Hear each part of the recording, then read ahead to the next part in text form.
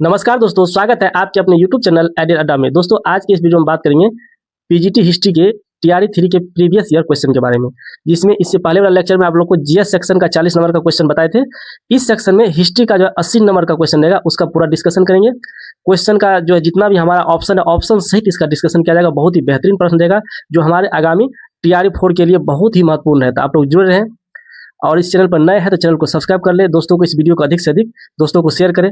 आइए स्टार्ट करते हैं। आज का पहला प्रश्न है, किस व्यावसायिक वर्ग ने अपने हितों के लिए अहस्तक्षेप के सिद्धांत को महानता के साथ प्रोत्साहित किया था? तो इसका सही आंसर हो जाएगा ऑप्शन नंबर बी, पूंजीपति वर्ग ने। इसका सही आंसर हो जाएगा ऑप्शन नंबर बी, पूंजीपति वर्ग ने। पूंजीपति व्यावसायिक वर्ग ने अपने हितों के लिए अहस्तक्षेप के सिद्धांत को महानता के साथ प्रोत्साहित किया था। अहस्तक्षेप के सिद्धांत की उत्पत्ति 18वीं शताब्दी में औद्योगिक क्रांति के दौरान हुई थी। क्वेश्चन यहाँ से भी पूछा जा सकता है कि अहस्तक्षेप की नीति का जो है शुरुआत कहाँ से हुआ था? तो ये 18वीं शताब्दी से हुआ था। कब से हुआ था? ये 18वीं शताब्दी से हुआ था। और कब हुआ था? ये औद्योगिक क्रांति के समय। फ्रांसीसी उद्योगपतियों पूंजीपतियों ने व्यापार को बढ़ावा देने के लिए फ्रांसीसी सरकार की स्वैच्छिक सहायता के जवाब में इस शब्द का इस्तेमाल किया था। यहाँ से भी क्वेश्चन पूछा जा सकता है कि इस शब्द का जो है जो हमारा पूंजीपति व्यवसायिक वर्ग है अपने हित के रक्षा अहस्तक्षेप शब्द जो है इसका शुरुआत कहाँ से किया था? तो फ्रांसीसी सरकार की स्वैच्छिक सहायता के जवाब में इस शब्द का प्रयोग किया गया था। अगला प्रश्न है, पुनर्जागरण का एक महत्वपूर्ण योगदान की स्थापना करना है। पुनर्जागरण का सबसे एक महत्वपूर्ण योगदान की स्थापना करना है। किसका स्थापना करना है? इटली में कला और साहित्य को प्रोत्साहन देना, नागरिक समाज, व्यक्तिवाद, उपयुक्त में से एक से अधिक, उपयुक्त में से कोई नहीं। इसका सही आंसर हो जाएगा ऑप्शन नंबर ए, इटली में कला और साहित्य को प्रोत्साहन देना। इटली में कला और साहित्य को प्रोत्साहन देना पुनर्जागरण के सबसे महत्वपूर्ण कामों में से एक था।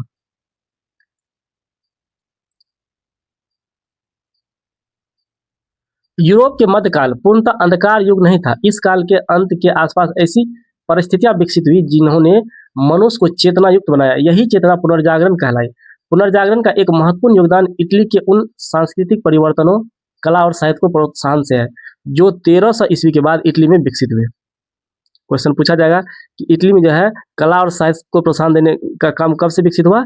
ये 1300 ईस्वी के बाद विकसित हुआ। यहाँ से क्वेश्चन आ सकता है। धीरे धीरे 1600 ईस्वी के पूर्व यूरोप के अन्य भागों में भी फैल गया। ये धीरे धीरे जो है यूरोप के अन्य भागों में ही फैलने लगा। कब? 1600 ईस्वी के बाद। इसके अन्य योगदान मानवतावादी आंदोलन का आरंभ था और मानवतावादी आंदोलन का भी आरंभ इसी समय में हुआ। और धर्म के क्षेत्र में नवीन दृष्टिकोण, व्यक्तिवादी सिद्धांत का विकास, वैज्ञानिक दृष्टिकोण, नागरिक समाज इत्यादि का विकास जो है इसी समय में हुआ। यहाँ से भी क्वेश्चन आ सकता है कि धर्म के क्षेत्र में नवीन दृष्टिकोण, व्यक्तिवादी सिद्धांत कहाँ से आया? तो ये इटली से ही आया। अगला प्रश्न है, मनुष्य पैदा तो स्वतंत्र हुआ है लेकिन सर्वत्र जंजीरों से बंधा हुआ, यह किसने कहा था? बहुत ही अच्छा प्रश्न है। यह प्रश्न कई विभिन्न एग्जामों में पूछा जा चुका है कि मनुष्य तो स्वतंत्र पैदा हुआ है लेकिन सर्वत्र जंजीरों से बंधा हुआ, यह किसने कहा था? Man is born free but bonds in chains everywhere, who said it? किसने कहा था? इसका सही आंसर हो जाएगा ऑप्शन नंबर सी। इसका सही आंसर हो जाएगा ऑप्शन नंबर सी, रूसो ने कहा था। यह स्टेटमेंट किसका है? रूसो का है।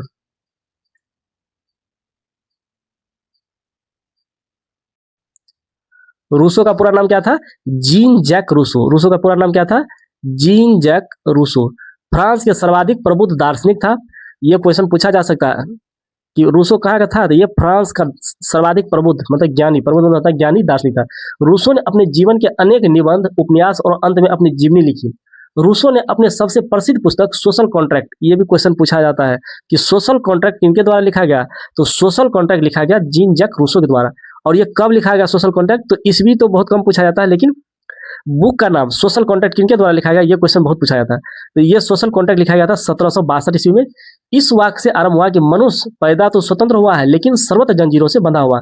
रूसो ने लिखा कि आदिम काल में मनुष्यों को स्वतंत्रता, समानता और भ्रातृत्व भाव प्राप्त था, लेकिन जैसे जैसे मनुष्य सभ्य होता गया उसने अपने अधिकारों का परित्याग कर एक संवेद शक्ति गठित करने के लिए समझौता किया और राज्य का जन्म हुआ।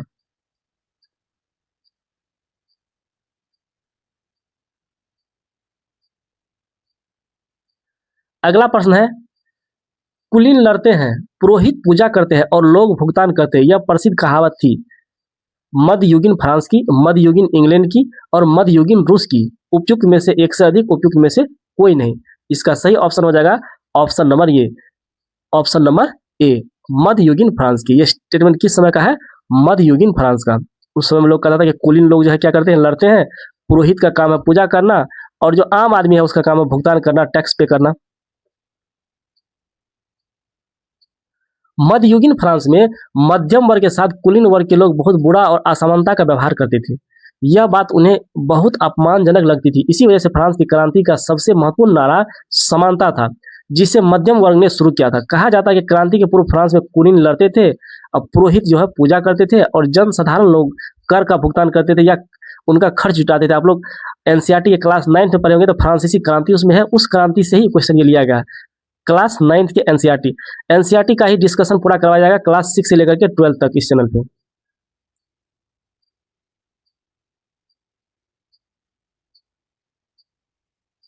अगला प्रश्न है, राष्ट्रीय सभा एक मुख्य योगदान था। राष्ट्रीय सभा का जो है एक मुख्य योगदान क्या था? गणराज्य की स्थापना करना, राजतंत्र का अंत करना, शासक को फांसी, उपयुक्त में से एक से अधिक, उपयुक्त में से कोई नहीं।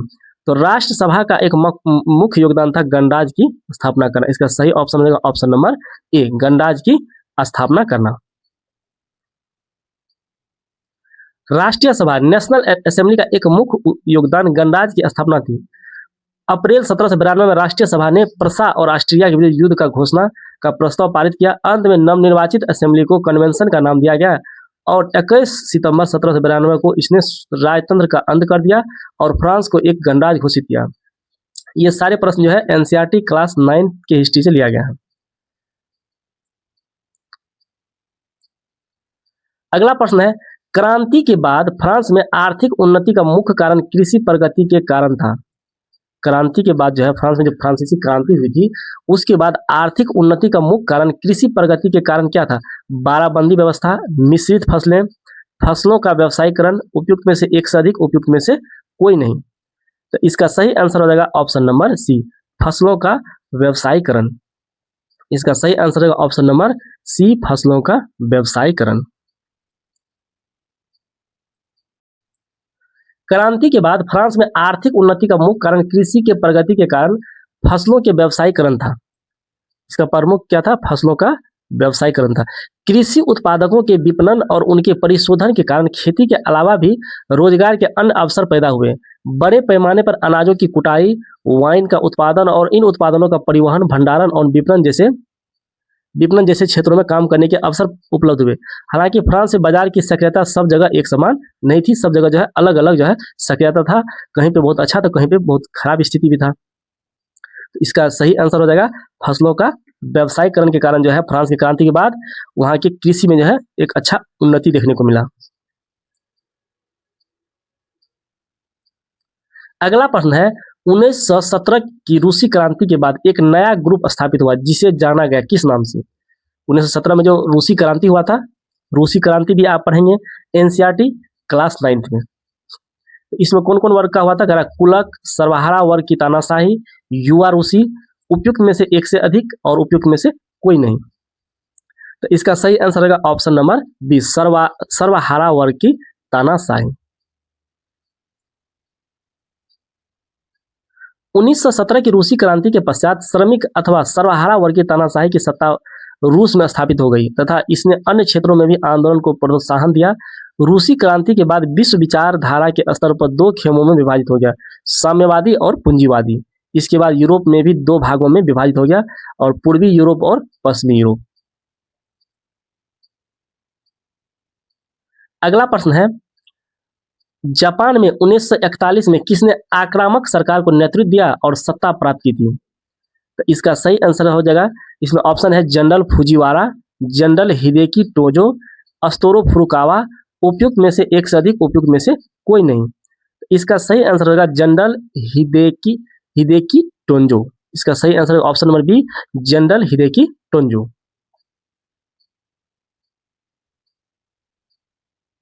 जापान में 1941 में जनरल हिदेकी टोंजो ने आक्रामक सरकार को नेतृत्व दिया और सत्ता प्राप्त की थी। ये जापान के एक सैनिक अधिकारी और राजनीतिक नेता थे। जनरल हिदेकी टोंजो थे, कौन थे ये जापान के एक सैन्य अधिकारी थे और राजनीतिक नेतागिरी में भी सक्रिय थे। और 1940 में इन्हें युद्ध मंत्री 1940 में इसे युद्ध मंत्री बनाया गया था और 1 वर्ष के बाद प्रधानमंत्री बनने का सौभाग्य प्राप्त हुआ। और दिसंबर 1941 में पर्ल हार्बर पर जापानी आक्रमण के पश्चात टोंजो ने आधिकारिक रूप से संयुक्त राज्य अमेरिका के विरुद्ध युद्ध की घोषणा की थी। टोंजो ने, जनरल हिदेकी टोंजो ने। और मरियाना द्वीप समूह पर जो है कहाँ पे क्या था, मरियाना द्वीप समूह पर अमेरिका के सफल आक्रमण का परिणाम स्वरूप जापानी सरकार इतनी निर्बल हो गई कि टोंजो को कर्मचारी वर्ग के प्रमुख का पद त्याग देना पड़ा। और 1945 में जापान के औपचारिक आत्मसमर्पण के उपरांत टोंजो ने आत्महत्या का प्रयास किया, किंतु अस्पताल में उनकी जान बच गई। बाद में उसे सैनिक अपराधी ठहराकर उस पर अभियोग चलाया गया और दिसंबर 1948 में उसे प्राणदंड दे दिया गया। क्वेश्चन यहाँ से पूछा जा सकता है, टोंजो को कब प्राणदंड दिया गया? दिसंबर 1948 में। यहाँ से ये प्रश्न आ सकता है। अगला प्रश्न है, 8 दिसंबर 1941 को द्वितीय विश्व युद्ध में किसने प्रवेश किया था? इसमें ऑप्शन है इटली ने, जर्मनी ने, अमेरिका ने, उपयुक्त में से एक से अधिक, उपयुक्त में से कोई नहीं। 8 दिसंबर 1941 को द्वितीय विश्व युद्ध में किसने प्रवेश किया था? बहुत ही अच्छा प्रश्न है। तो इसका सही आंसर हो जाएगा, ये किसने प्रवेश किया था? अमेरिका ने प्रवेश किया था। जापान ने 7 दिसंबर 1941 को हवाई द्वीप स्थित पर्ल हार्बर के अमेरिकी नौसैनिक अड्डे पर जबरदस्त हमला किया। कब किया था ये हमला? 7 दिसंबर 1941 को। और हवाई द्वीप स्थित पर्ल हार्बर को अमेरिकी नौसैनिक अड्डे पर जबरदस्त हमला करने के कारण अमेरिका जो है 8 दिसंबर 1941 को जापान के विरुद्ध युद्ध की घोषणा कर दी और द्वितीय विश्व युद्ध में शामिल हो गया। उसके बाद जर्मनी और इटली ने अमेरिका के खिलाफ युद्ध की घोषणा कर दी। उसके बाद किसने किया? जर्मनी और इटली ने भी अमेरिका के खिलाफ युद्ध का घोषणा कर दिया। ये क्वेश्चन विभिन्न बीपीएससी के एग्जाम में पूछा जा चुका है कि अमेरिका जो है द्वितीय विश्व युद्ध में कब प्रवेश किया? तो 8 दिसंबर 1941 को। क्यों किया था प्रवेश? इसने जापान जो है, इसके हवाई द्वीप था पर्ल हार्बर। ये क्वेश्चन पूछा जाता है कि जापान ने अमेरिका के किस हवाई द्वीप पर हमला किया? यहाँ से क्वेश्चन पूछा जाता है। तो ये हवाई द्वीप था पर्ल हार्बर, जो कि अमेरिका का नौसैनिक अड्डा था। उस पर हमला कब किया? 7 दिसंबर 1941 को। उसके खिलाफ में जो है ये अमेरिका ने 8 दिसंबर 1941 को द्वितीय विश्व युद्ध में शामिल हो गया और जापान के विरुद्ध युद्ध छेड़ दिया। अगला प्रश्न है, द्वितीय विश्व युद्ध समाप्त हुआ। द्वितीय विश्व युद्ध कब समाप्त हुआ? इसका सही आंसर होगा 11 अगस्त 1945, 10 अगस्त 1945, 12 अगस्त 1945। उपयुक्त में से एक से अधिक, उपयुक्त में से कोई नहीं। तो इसका सही आंसर होगा ऑप्शन नंबर ई। इसका सही आंसर क्या होगा? ऑप्शन नंबर ई, उपयुक्त में से कोई नहीं। इसका हो जाएगा ऑप्शन उपयुक्त में से कोई नहीं।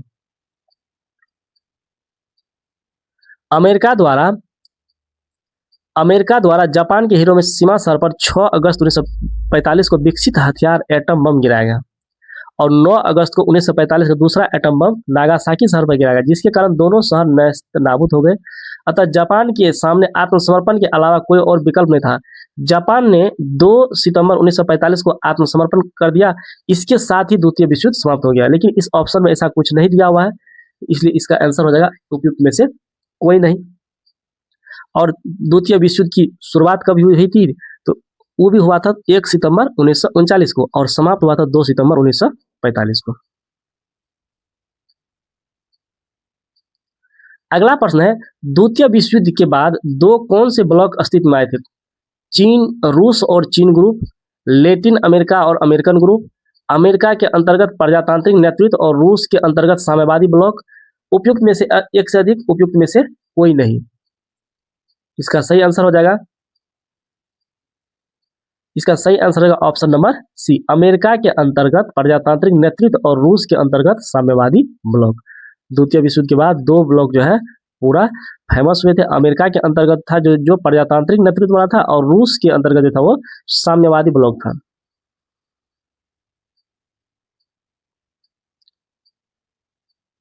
द्वितीय विश्व युद्ध के बाद विश्व साम्यवादी और पूंजीवादी खेमों में बट गया। साम्यवादी ब्लॉक का नेतृत्व सोवियत रूस कर रहा था और पूंजीवादी खेमे प्रजातांत्रिक का नेतृत्व संयुक्त राज्य अमेरिका कर रहा था। एक गुटनिरपेक्ष राज्यों के संघ के रूप में तीसरा खेमना सामने आया। यह मूलतः नवोदित स्वतंत्र और विकासशील राष्ट्र थे, जिसमें कि भारत शामिल था। भारत दोनों तरफ साम्यवादी का भी समर्थन करता था और पूंजीवादी का, इसलिए हम लोग को मिश्रित कहा जाता है। तो वो जितना भी विकासशील देश था वो तीसरा गुट के रूप में सामने आया, लेकिन मुख्य रूप से द्वितीय विश्व युद्ध के बाद 2 ही खेमा था, एक था साम्यवादी और दूसरा था पूंजीवादी। अगला प्रश्न है, इल्तुतमिश के तत्कालीन उत्तराधिकारी कौन थे? इल्तुतमिश के तत्कालीन उत्तराधिकारी कौन था? तो रजिया, रुकनुद्दीन फिरोज शाह, नासरुद्दीन मोहम्मद, उपयुक्त में से कोई नहीं, उपयुक्त में से एक से अधिक। इसका सही आंसर हो जाएगा, तो इल्तुतमिश का जो है तत्कालीन उत्तराधिकारी कौन बना? तो रुकनुद्दीन फिरोज शाह बना। इसका तत्कालीन उत्तराधिकारी बना रुकनुद्दीन फिरोज शाह। इल्तुतमिश के तत्कालीन उत्तराधिकारी रुकनुद्दीन फिरोज शाह 1336 ईस्वी में बना था। रुकनुद्दीन के समय वास्तविक सत्ता उसकी मां शाह तुर्कान के हाथ में थी। जनता ने रुकनुद्दीन फिरोज शाह को सत्ता से अपदस्थ कर रजिया को सुल्तान बनाया। इसने दिल्ली सल्तनत पर 7 माह तक शासन किया था रुकनुद्दीन फिरोज ने। अगला प्रश्न है, बहुत ही बेहतरीन प्रश्न है, तारीख फिरोज शाही किसने लिखी? जियाउद्दीन बर्नी ने, हसन निजामी में, याहिया बिन अहमद ने, उपयुक्त में से एक से अधिक, उपयुक्त में से कोई नहीं। इसका सही आंसर रहेगा ऑप्शन नंबर ए, जियाउद्दीन बर्नी ने। जो है तारीख फिरोज शाही किसने लिखा? जियाउद्दीन बर्नी ने। आप लोग बताएं, हसन निजामी का ये बहुत ही फेमस बुक है, जो कि क्वेश्चन पूछा जाता है बीपीएससी टीआरई 4 में क्वेश्चन पूछा जा सकता है कि हसन निजामी के द्वारा कौन सा पुस्तक लिखा गया, कमेंट करके आप लोग बताएं। इसका भी प्रश्न बीपीएससी में पूछा गया हसन निजामी का। तो तारीख फिरोज शाही किसने लिखा? तो जियाउद्दीन बर्नी ने। तारीख फिरोज शाही की रचना जियाउद्दीन बर्नी ने की। इस पुस्तक में, यहाँ से क्वेश्चन देखिए, बहुत अच्छा प्रश्न यहाँ से बन सकता है। इस पुस्तक में जो है किसके बारे में वर्णन किया गया? तो बलबन के राजाभिषेक से लेकर के, कहाँ से किया गया है इसका वर्णन? तारीख फिरोज शाही में तो बलबन के राजाभिषेक से लेकर के फिरोज शाह तुगलक के शासनकाल के 6 वर्षों की घटनाओं का वर्णन मिलता है इसमें तारीख फिरोज शाही में। तो क्वेश्चन पूछा जाएगा किस पुस्तक में बलबन के राजाभिषेक का वर्णन किया गया था? तारीख फिरोज शाही में। फिरोज शाह तुगलक के जो है शासन का वर्णन किया गया है, तारीख फिरोज शाही में होगा। यह ग्रंथ तारीख फिरोज शाही, यहाँ से प्रश्न बन सकता है किस भाषा में है? तो तारीख फिरोज शाही जो है फारसी भाषा में है। इसके अलावा जियाउद्दीन बर्नी ने फतवा ए जहांदारी, ये भी क्वेश्चन पूछा जा सकता है, फतवा ए जहांदारी किसने लिखा? ये भी लिखा हमारे जियाउद्दीन बर्नी ने। साना ए मोहम्मदी इन्हीं का है। हसरतनामा जियाउद्दीन बर्नी के द्वारा ही लिखा गया है। शम्से सिराज अफीक की पुस्तक का नाम भी तारीख फिरोज शाही है, जिसकी रचना बर्नी की मृत्यु के बाद हुआ।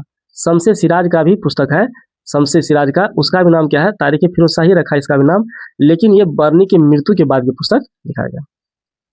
तो ये ऑप्शन देखना है, अगर ऑप्शन में तारीख फिरोज शाही के ऑप्शन में बर्नी का जिक्र नहीं किया गया है तो ये इसका शम्से सिराज भी अगर ऑप्शन में है तो इसका सही ऑप्शन शम्से सिराज हो सकता है, क्योंकि उसके भी पुस्तक का नाम तारीख फिरोज शाही था, लेकिन ये पुस्तक जियाउद्दीन बर्नी की मृत्यु के बाद लिखा गया था।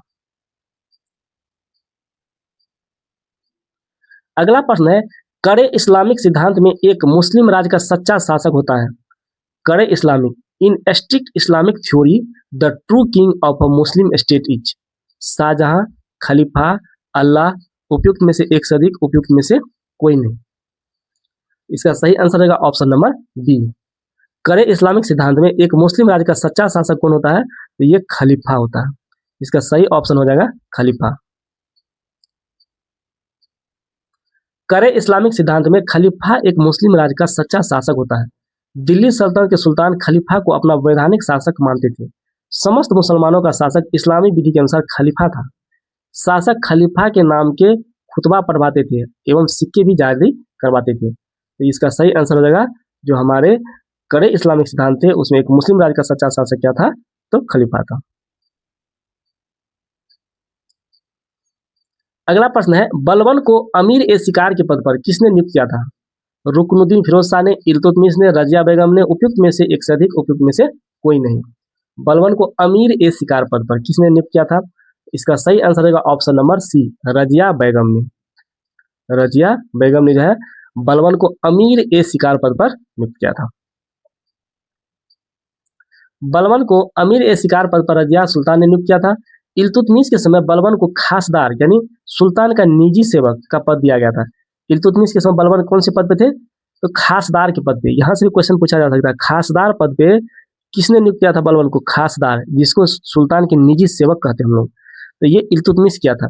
जबकि अलाउद्दीन मसूद शाह एवं नासरुद्दीन मोहम्मद ने अमीर ए हाजिब, अलाउद्दीन मसूद शाह किस पद पे लाया था उसको? अमीर ए हाजिब के पद पे, और नासरुद्दीन मोहम्मद ने नायब ए मुमलिकात के पद पे इसको नियुक्त किया था बलबन को। रजिया सुल्तान किस पद पे? अमीर शिकार पद पे। इल्तुतमिश किस पद पे? तो खासदार के पद पे। और अलाउद्दीन मसूद शाह किस पद पे? तो अमीर ए हाजिब। अलाउद्दीन से अमीर ए हाजिब, नासरुद्दीन मोहम्मद नाइब ए मुमलिकात।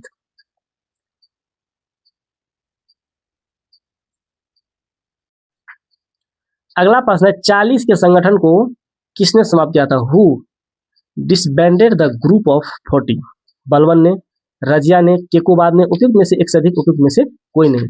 इसका सही आंसर हो जाएगा ऑप्शन नंबर ए, बलबन ने। ये प्रश्न कई एग्जामों में पूछा जा चुका है।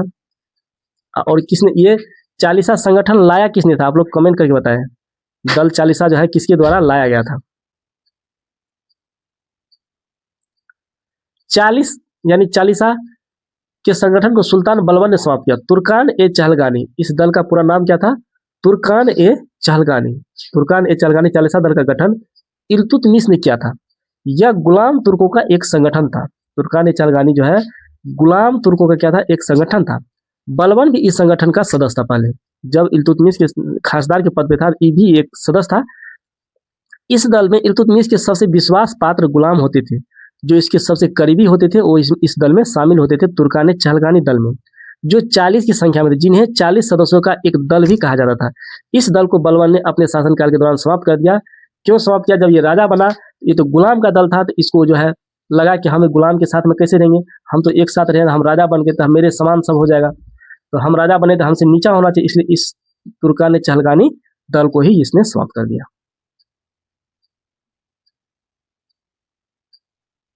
अगला प्रश्न है सल्तनत की अधिकारी भाषा क्या थी? सल्तनत मतलब दिल्ली सल्तनत। What was the official language of सल्तनत? उर्दू, फारसी, अरबी, उपयुक्त में से एक से अधिक, उपयुक्त में से कोई नहीं। इसमें बहुत कन्फ्यूजन होता है कि सल्तनत है मतलब मुसलमान का राज है, तो उस समय उर्दू मैक्सिमम बच्चे मारते हैं, अरबी मार देते हैं। इसका सही आंसर क्या होगा?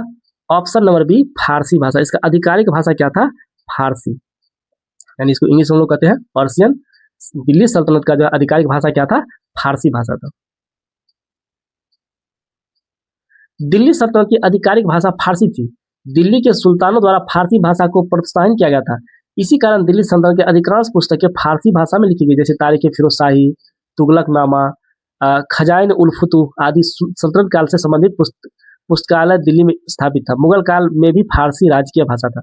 मुगल काल में भी राजकीय भाषा क्या था? फारसी ही था। यहाँ से भी क्वेश्चन पूछा जा सकता है कि मुगल काल की राजकीय भाषा क्या थी?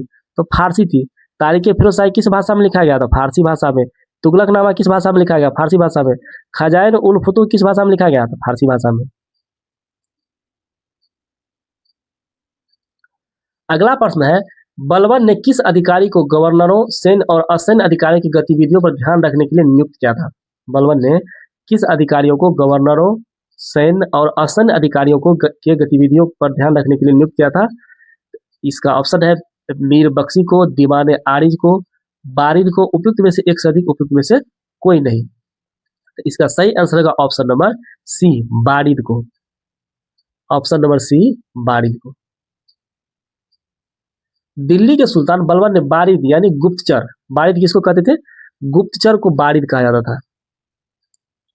अधिकारियों को गवर्नर, सैन्य और असैन्य अधिकारियों की गतिविधियों पर ध्यान रखने के लिए नियुक्त किया था गुप्तचर।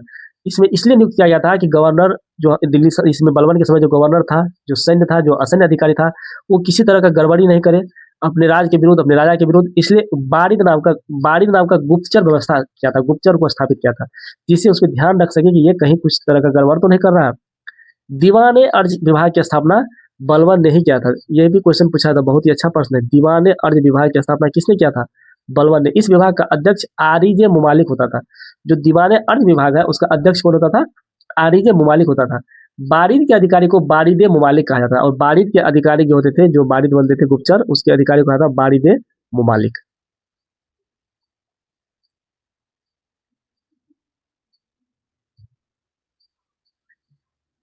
अगला प्रश्न है खिलजियों की राज व्यवस्था का अग्रदूत कौन था? Who are the forerunner of the state system of the Khilji? Khilji की राज व्यवस्था के अग्रदूत बलबन, रजिया बेगम, कैकुबाद, उपयुक्त में से एक से अधिक, उपयुक्त में से कोई नहीं। इसका सही आंसर होगा खिलजियों की राज व्यवस्था का अग्रदूत कौन था? तो खिलजियों की राज व्यवस्था का अग्रदूत था बलबन। खिलजियों की राज व्यवस्था का अग्रदूत बलबन था। बलबन ने मंगोलों के आक्रमण को रोकने के लिए सीमांत क्षेत्रों में दुर्गों का निर्माण किया और अपने योग्यतम सैनिकों को वहां नियुक्त किया था, तथा उत्तरी पश्चिमी सीमा के संबंध में उसने जो नीति अपनाई थी वहीं आगे चलकर खिलजी शासकों के लिए मार्गदर्शक सिद्ध हुई। इसी संदर्भ में हबीबुल्लाह ने बलबन ने ही बड़ी सीमा तक खिलजी राजव्यवस्था की पृष्ठभूमि का निर्माण किया था, बोला था। ये भी स्टेटमेंट पूछा जा सकता है कि किसने कहा था कि बलबन ने ही बड़ी सीमा तक खिलजी राजव्यवस्था की पृष्ठभूमि का निर्माण किया था? ये हबीबुल्लाह ने किया था। अगला प्रश्न है, बहुत ही अच्छा प्रश्न है। अकबर 15 अक्टूबर 1945 को पैदा हुआ था। कहाँ पैदा हुआ था ये? अमरकोट में, धनकोट में, सियालकोट में, उपयुक्त में से एक से अधिक उपयुक्त में से कोई नहीं। कहाँ पैदा हुआ था? लगभग प्रश्न कोट कोट है, कंफ्यूजन पैदा करता है एग्जाम में, कौन सा कोट होगा इसमें, अमरकोट, धनकोट, सियालकोट। तो 15 अक्टूबर 1542 को अकबर जो पैदा हुआ था, कहाँ पे? अमरकोट में। अमर मतलब ये अमर होने वाला राजा है, अमर अकबर, अ से अकबर, अ से अमर, तो हम लोग रिलेट कर सकते हैं कि अमरकोट में पैदा हुआ था, कोट में पैदा हुआ था ये, अमरकोट में। और कब हुआ था? तो 15 अक्टूबर 1542 को। मुगल बादशाह जलालुद्दीन मोहम्मद अकबर, अकबर का पूरा नाम क्या था? जलालुद्दीन मोहम्मद अकबर का जन्म 15 अक्टूबर 1542 को अमरकोट, यानी अमरकोट को ही सिंध कहा जाता है, सिंध। ये भी प्रश्न पूछा जा सकता है। सिंध में राणा बीरसाल के महल में, किसके महल में हुआ था ये? इसका उस समय में इसको जो है हुमायूं को, इसके पिताजी जो हुमायूं थे, हुमायूं क्या किया था, यहाँ से हरा करके शेरशाह सूरी ने भगा दिया था। तो ये भागते भागते राणा बीरसाल के महल में अपने पत्नी हमीदा बानो बेगम को जो है छोड़ दिया था। वहीं पे जो है इसको अमरकोट में ही, जो कि सिंध में है, राणा बीरसाल के महल में हमीदा बानो बेगम के घर से इसके पिता का नाम हुमायूं था। और पुत्र जन्म के समय हुमायूं अमरकोट से दूर शाह हुसैन अमगूर के विरुद्ध भट्टा एवं भक्खर अभियान पर था। ये भी क्वेश्चन पूछा, जिस समय अकबर का जन्म हुआ था उस समय हुमायूं कहाँ था? अमरकोट में हुमायूं नहीं था। हुमायूं, इसका जन्म, अकबर का जन्म बीरसाल के महल में हुआ, उस समय हुमायूं वहां उपस्थित नहीं था। हुमायूं कहाँ था? हुसैन अमगूर के विरुद्ध भट्टा और भक्खर के अभियान पे गया था। अगला प्रश्न है, राष्ट्रीय शासक किसको कहा गया है? अकबर को, शेरशाह सूरी को, बहादुर शाह जफर को, उपयुक्त में से एक से अधिक, उपयुक्त में से कोई नहीं।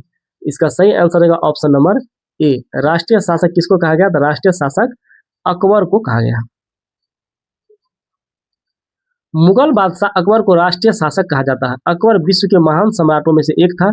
उसकी दूरदर्शिता तथा विवेकपूर्ण नीतियों को सभी इतिहासकारों ने मुक्त कंठ से प्रशंसा की है। अकबर ने राजनीतिक, धार्मिक, सामाजिक, आर्थिक तथा कला के क्षेत्र में भी सामंजस्य और समन्वय की नीति अपनाई। इसी कारण अकबर को राष्ट्रीय सम्राट कहा जाता है।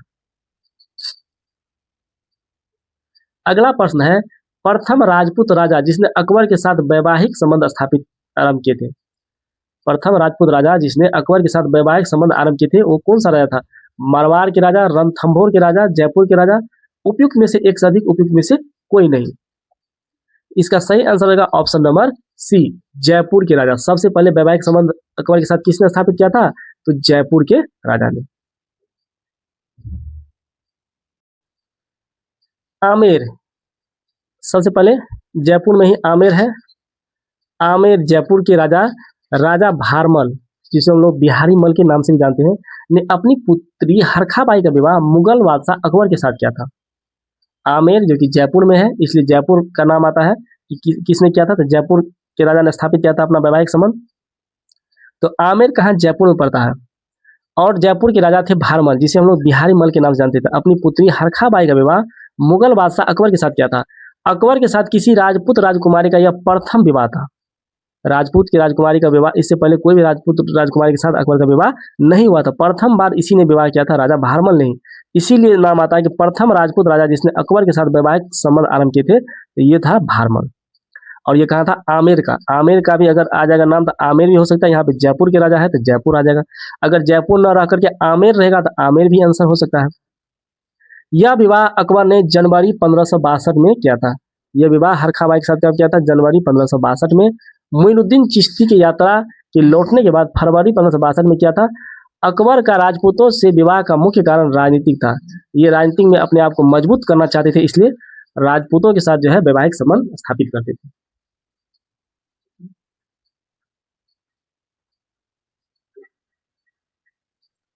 अगला प्रश्न है, दीन ए इलाही अकबर की मूर्खता का एक बहुत बड़ा कार्य था। न कि उसकी बुद्धिमत्ता का था। यह किसने लिखा था? दीन इलाही जो ये धर्म लाया था अकबर ने, इसके बारे में लिखा था कोई इतिहासकार जिसका नाम है स्टेनले लैंडपोल, वी.ए. स्मिथ, वुल्से हैग, उपयुक्त में से एक से अधिक, उपयुक्त में से कोई नहीं। तो कौन सा इतिहासकार था जिसने कहा कि दीन इलाही अकबर की मूर्खता का एक बहुत बड़ा कार्य था, न कि उसकी बुद्धिमत्ता का? इसका सही आंसर हो जाएगा option number B, V A. Smith ने कहा था ये बात। ये किसने कहा था? वी.ए. स्मिथ ने।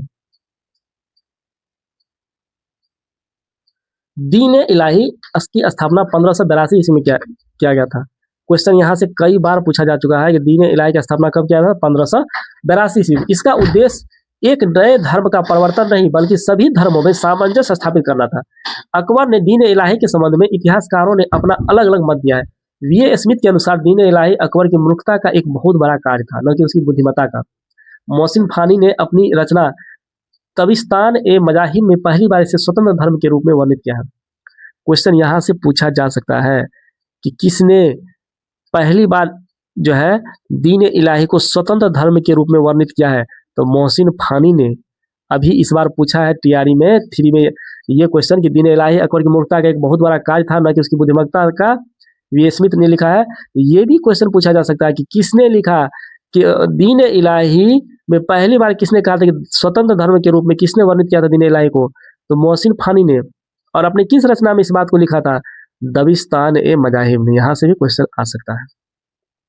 तो आप लोग जो भी इस चैनल से जुड़े हुए हैं सारा नोट बना लिए। लगभग प्रश्न आपको टीआरई फॉर्म जो टीजीटी पीजीटी 6 to 8 जो हिस्ट्री से संबंधित प्रश्न है, लगभग प्रश्न आपको देखने को मिलेगा। यहाँ आपको एनसीईआरटी, एससीईआरटी क्लास 6 से लेकर के 12 तक, उसके पास बाद आपको नेट जेआरएफ का भी क्वेश्चन, और जितना भी जो भी एग्जाम हुआ है टीजीटी पीजीटी डीएसएसबी में हुआ हो, केवीएस में हुआ हो, एनबीएस में हुआ हो, सबका एमसीक्यू इस चैनल पर आपको देखने को मिलेगा। बहुत ही बेहतरीन प्रश्न कराया जाएगा जिससे आपका रिजल्ट 100% यहाँ से बनेगा।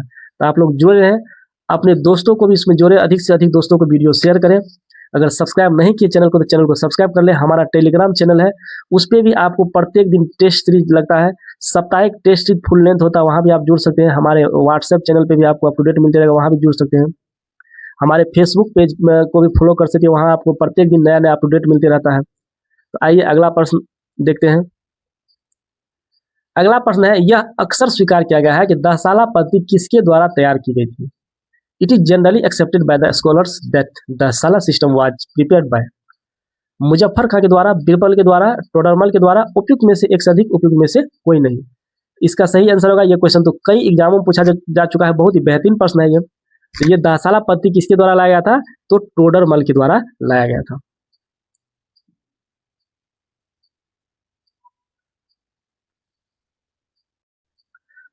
बादशाह अकबर ने अपने शासनकाल में 24वें वर्ष में, यहाँ से प्रश्न आ सकता है, बहुत ही अच्छा प्रश्न है, 24वें वर्ष में आईने दहसाला पद्धति अथवा 10 वर्षीय बंदोबस्त लागू किया। आईने दहसाला पद्धति का मतलब क्या होता है? 10 वर्ष के लिए बंदोबस्त लागू किया। इस प्रणाली के प्रणेता तैयार करने वाला टोडरमल था, लेकिन इसको लागू करने की जिम्मेदारी शाह मंसूर की थी। तैयार कौन किया था? क्वेश्चन पूछा जाएगा कि दहसाला पद्धति तैयार किसने किया था? तो टोडरमल ने तैयार किया था। तैयार वाला क्वेश्चन इसमें आया है, तैयार किसने किया था? तो टोडरमल ने किया था, लेकिन लागू कराने की जिम्मेदारी किसकी थी? तो शाह मंसूर की। यहाँ से क्वेश्चन पूछा जाएगा कि दहसाला पद्धति को लागू जिम्मेदारी किसके दिया गया, किसने किया था? तो शाह मंसूर ने। इस पद्धति को जब्दी या टोडरमल बंदोबस्त भी कहा जाता है। इस प्रणाली के अंतर्गत कर की अदायगी नगद रूप में करनी पड़ती थी, इसलिए यह प्रणाली नगदी भी कहलाती है। इसमें आपको नगद के रूप में, कैश के रूप में जो है देना पड़ता था टैक्स मुगल सम्राट को, इसलिए इस पद्धति का नाम नगदी प्रणाली भी रखा गया।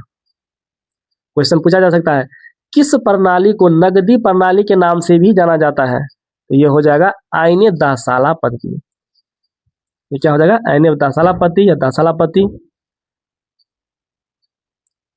अगला प्रश्न है, अकबर ने अपने समस्त साम्राज्यों को अनेकों में बांटा हुआ था, अनेकों भागों में।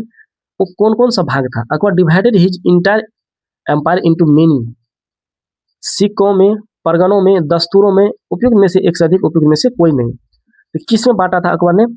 इसका सही आंसर हो जाएगा, अकबर ने बांटा था सबको, इसमें से कोई ऑप्शन नहीं है। इसमें से क्या होगा? ई ऑप्शन, इस उपयुक्त में से कोई नहीं होगा।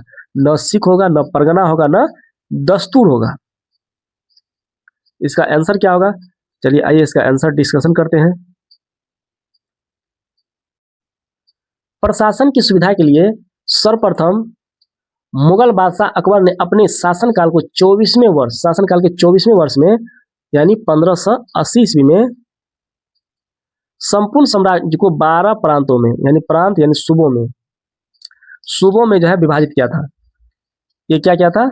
इसमें दिया सिक्कों में, परगनों में, दस्तूरों में, इसलिए कोई आंसर इसमें नहीं होगा। प्रांत या प्रांत को ही सूबा कहा जाता है। प्रांत या सूबा में 12 प्रांत या सूबा में क्या क्या था? विभाजित किया था अकबर ने अपने समस्त क्षेत्र को। दक्षिण में बरार, दक्षिण क्षेत्र था उसमें बरार, खानदेश और अहमदनगर। क्वेश्चन यहाँ से पूछा जा सकता है कि अकबर के समय जो है दक्षिण का भाग कौन कौन सा था? तो बरार, खानदेश और अहमदनगर। कि विजय के बाद सूबों की संख्या अकबर के शासनकाल के अंत में 15 हो गई थी।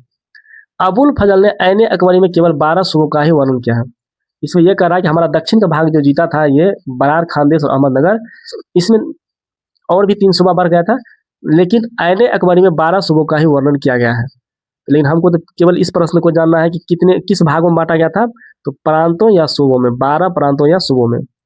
क्वेश्चन 12 या 15 में से कोई रह सकता है। तो ऐन अकबरी के अनुसार पूछा जाएगा तो 12 सूबों या प्रांतों में बांटा गया था। लेकिन अगर दक्षिण भाग पूछा जाएगा जिसमें बरार, खानदेश और अहमदनगर शामिल है, तब कितना सूबा प्रांत हो जाएगा? तो 15 सूबा और प्रांत होगा।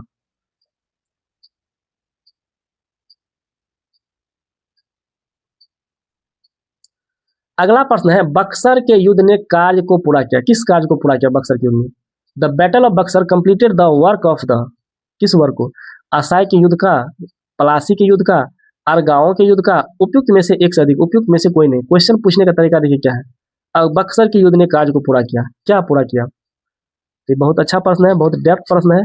अगर आप अच्छे से नहीं पढ़े हिस्ट्री को तो ये प्रश्न नहीं बनेगा। किसको पूरा किया बक्सर के युद्ध में? इसका सही आंसर रहेगा उपयुक्त में से पलासी के युद्ध का। इसका सही आंसर क्या होगा? पलासी के युद्ध का। अब पलासी के युद्ध का क्या पूरा किया उसके बारे में जानेंगे। क्या पूरा किया कि पलासी के युद्ध को जो बक्सर के युद्ध में पूरा किया? तो बक्सर के युद्ध ने पलासी के युद्ध का कार्य पूरा किया था। कैसे? तो पलासी के युद्ध जो है 23 जून 1757 ईस्वी को हुआ था। क्वेश्चन ये कई बार पूछा जा चुका है कि पलासी का युद्ध कब हुआ था? तो 23 जून 1757 को हुआ था। और किसके किसके बीच हुआ था? तो रॉबर्ट क्लाइव और नवाब सिराजुद्दौला के बीच हुआ था, जिसमें अंग्रेजों की विजय हुई थी एवं नवाब को पराजय का सामना करा पाता। इसके बाद अक्टूबर 1764 को बक्सर बिहार का युद्ध हुआ, जिसमें अंग्रेजों की विजय हुई। बक्सर का युद्ध पलासी के युद्ध से अधिक महत्वपूर्ण था। वो बक्सर के युद्ध ने पलासी के निर्णय पर मोहर लगा दिया। तो ये जदुनाथ सरकार थे इतिहासकार, इसने लिखा कि पलासी का युद्ध एक धोखा था, जबकि बक्सर के युद्ध अंग्रेजों के रण कौशल की जीत थी। अंग्रेजों ने अपने युद्ध कौशल के द्वारा जो है इस युद्ध को जीता था, लेकिन पलासी युद्ध धोखा से जीता गया था, जिसके दम पर बंगाल, अवध और मुगल बादशाह को अपने पैरों पर ला पटका। इसलिए इसको जो है उस युद्ध का कार्य पूरा करने के बारे में बताया गया है कि इस युद्ध का जो है कार्य पूरा किया, यानी बक्सर के युद्ध ने जो है पलासी के युद्ध के कार्य को पूरा किया। क्योंकि पलासी के युद्ध में अंग्रेज धोखाधड़ी से जीता था, लेकिन बक्सर के युद्ध में इसने अपने युद्ध कौशल से जीता था, इसलिए उस कार्य को जो है ये पूरा किया। इस क्वेश्चन को इस डेप्थ से लिया गया है, तो आप समझ सकते हैं पीजीटी में कितना अंदर से क्वेश्चन उठा रहा है। अगला प्रश्न है, क्लाइव बंगाल कब वापस इसके गवर्नर के रूप में लौटा? क्लाइव बंगाल कब वापस इसके गवर्नर के रूप में लौटा था?